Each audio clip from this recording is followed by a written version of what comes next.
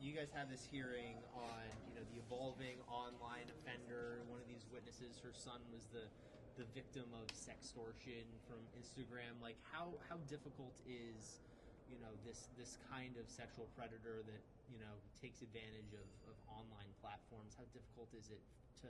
Which hearing are you talking about?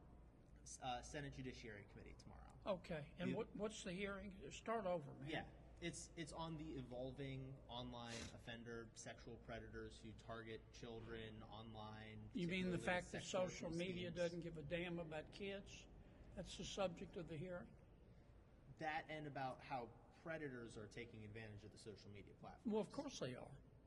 You don't have to be Euclid to know that. And the social media platforms could stop it. But a lot of them, they say they want to stop it, but a lot of them don't because they're worried that it's going to impact the number of people that use their platforms, which will impact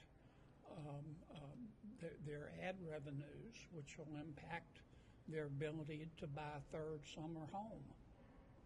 And we're going to try to get to the bottom of it, but I mean, that's an aspect of privacy. Look, I've been around here 9 years. 9 years ago, the senators were talking about we need to do something about privacy on social media and safety for kids, and we're still talking about it. Why is it that these massive companies, why do they think that these sorts of safeguards would affect their user base? It seems like it would be something... A lot of them don't like anything that will keep people off their social media platforms. Doesn't matter why they're on there. Now, I mean, I know that sounds cold-blooded, and I don't mean to paint with too broad of a brush. I'm sure there's some very good people who work for social media. But for most of them, despite what they say, they're totally amoral. It's all about eyeballs. The more eyeballs they can get, and the longer they can keep those eyeballs looking at their social media, the more advertising they can sell, which means that translates into the more money they can make. And the mistake we made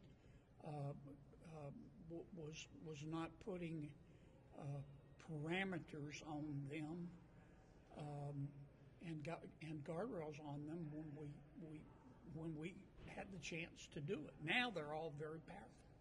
I mean, you know how we know when we're in a recession? When Google lays off at least 23 members of Congress.